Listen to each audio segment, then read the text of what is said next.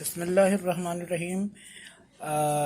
Sindh text book board की किताब है, सब्जेक्ट है मैथ्स, और हम इसे ज़रा सा पढ़ने लगे हैं। तो अज़ीज़ तलबा, आइए हम अपना काम शुरू करते हैं। हम चैप्टर नंबर 19 से अपना काम स्टार्ट कर रहे हैं और इस चैप्टर का नाम है मैट्रिसेस एंड डिटर्मिनेंट्स। बेटे, जैसा कि आपको मालूम होगा कि जब भी आप किसी नई जगह पे जाते हैं या नई चीज़ के बारे में वर्क करने लगते हैं तो पहले उसके बारे में पूरी डिटेल या पूरी मालूमात दी जाती है ताकि आपको उस चीज़ के बारे में कभी भी कोई प्रॉब्लम ना रहे। तो सबसे पहले तो आपने देखना है कि व्हाट इज़ मैट्रिस। मैट्रिस क्या होता है? मैट्रिस जो है रेक्टेंगुलर एक एरे होता है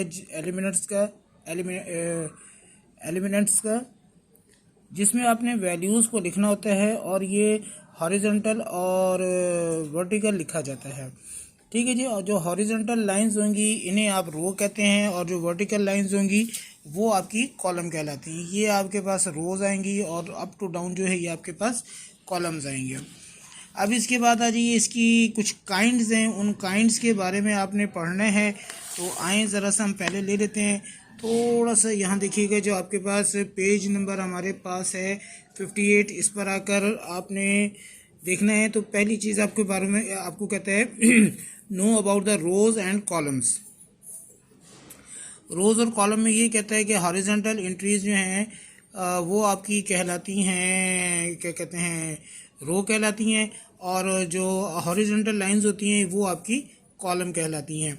अब जैसा कि ये आपको एक मैट्रिसेस दे रहा है, इसमें देखिएगा 1 और 1 2, ये दो आपके पास लाइनें हॉरिजॉन्टल हैं, तो ये आपके पास कहलाएंगी रो। और 1 2 3 4 4 अप टू डाउन है, वर्टिकल है, ये आपके पास कहलाएंगी कॉलम्स। फिर अगली चीज़ पे आ जाइए, तो फिर आपसे कहता है ऑर्डर ऑफ मैट्रिस। तो ये ऑर्डर ऑफ मैट्रिस क्या होता है कि रोज कितनी हैं और कॉलम्स कितने हैं। अब जैसे कि ये वाली मैट्रिक्स दी है, इसमें आप देखिएगा कि एक रो दी हुई है और अप टू डाउन देखिएगा 3 लाइनें दी हैं, तो ये 3 कॉलम हो गए। तो इसकी 2 रो और 3 कॉलम है, तो इसका जो ऑर्डर पढ़ा जाएगा वो 2 इंटू 3, या इसको 2/3 भी पढ़ा जाता है। ठीक है, आइए फिर आ जाते हैं। फिर आ जाएगा इक्वलिटी ऑफ 2 मैट्रिसेस। 2 मैट्रिसेस हों, वो अगर आपकी इक्वल हैं, उसके ऑल मेंबर्स इक्वल हैं, यानी पहला मेंबर पहले मेंबर से, दूसरा दूसरे से, तीसरा तीसरे से, चौथा चौथे से, तो ऐसी ऑल वैल्यूज़ जो हैं जब एक दूसरे से बराबर होंगी तो वो आपके इक्वल मैट्रिक्स कहलाएंगी। अच्छा, इसमें रो एंड कॉलम भी आपके इक्वल होने चाहिए, यानी रो और कॉलम भी एक जैसे होने चाहिए। जैसा कि ए और बी में दिए हैं, 2 2 है, 6 6 है, 1 1 है, 0 0 है, 5 5 है, 3 3 है। बट नीचे देखिए कि पी और क्यू है। पी में आपके पास 3 रो 2 कॉलम है, इसमें 2 रो 3 कॉलम है। तो ये और नंबर, चूंकि नंबर बज़ाहिर बराबर लग रहे हैं, सेम लग रहे हैं, लेकिन यहाँ पे ज़ाहिर है कि 1 2 पहली रो में है, यहाँ पहली रो में 1 2 3 है, यहाँ पहले कॉलम में 1 3 5 है, यहाँ ओनली 1 4 है। तो ये चीज़ आपकी बराबर नहीं कहलाएगी, बल्कि आपकी बराबर ये कहलाएगी कि जितनी रो हैं उतने ही कॉलम दूसरे में भी हों और उसका ईच मेंबर दूसरे मेंबर के इक्वल हो। फिर टाइप्स ऑफ मैट्रिसेस पे आ जाइए। टाइप्स ऑफ मैट्रिसेस पढ़ना भी ज़रूरी है, समझना भी ज़रूरी है।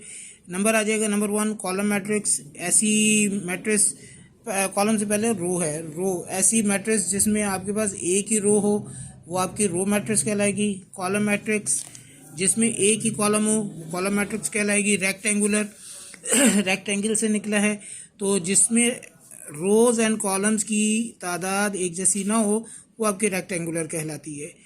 स्क्वायर, जैसा कि आपके पास यहाँ 2 रो 1 कॉलम है, यहाँ 2 रो 3 कॉलम हो गया, ये 3 रो 2 कॉलम हो गया, तो these are rectangular matrices. Square आप समझते हैं कि रो एंड कॉलम बराबर होंगे, तो आपके पास 2/2 हो गया, ये 3/3 हो गया, ये आपके पास 4/4 हो गया। ठीक है, 1/1 आ जाए ओनली। अगर आपके पास 1 लिखा, एक ही मेंबर लिखा हुआ है, तो इसमें 1 रो 1 कॉलम हो जाएगा और ये भी आपका कॉलम स्क्वायर मैट्रिक्स कहलाएगा। ठीक है, इसके बाद आइएगा पेज नंबर 60 आ जाइए। 60 पर फिर देखिएगा आपके कुछ दिए में 0 मैट्रिक्स है, डायगोनल्स हैं। अब इन्हीं आप पढ़िए और इन्हें आप ज़रा सा देखिएगा, क्योंकि जब ये चीज़ें आप पढ़ लेंगे तो आपको ये समझना आसान हो जाएगा कि आपका मैट्रिसेस जो हैं वो क्या चीज़ हैं। इनमें दो चीज़ें और हैं। ये आइडेंटिटी मैट्रिक्स है। आइडेंटिटी मैट्रिक्स क्या होता है कि अगर आप डायगोनल पे आइए तो ये आपके पास ओनली वन होना चाहिए। यहाँ देखिएगा 5 5 और फिर यहाँ पे आपकी चीज़ अलग है, लेकिन इसमें आपके पास ओनली वन आ रहा हो और ऐसे आपके पास सिर्फ सिफर आ रहा हो, तो ऐसी चीज़ जो है वो आपकी आइडेंटिटी मैट्रिक्स कहलाएगी। ट्रांसपोज क्या होता है? ट्रांसपोज ये होता है कि आप रोज को कॉलम में चेंज कर दें। जैसे यहाँ पर 1 5 है, 4 6 है, 0 3 है, तो 3 रो हैं। फर्स्ट रो को आपने फर्स्ट कॉलम बना दिया, सेकंड रो को आपने सेकंड कॉलम बना दिया, थर्ड रो को आपने थर्ड कॉलम बना दिया।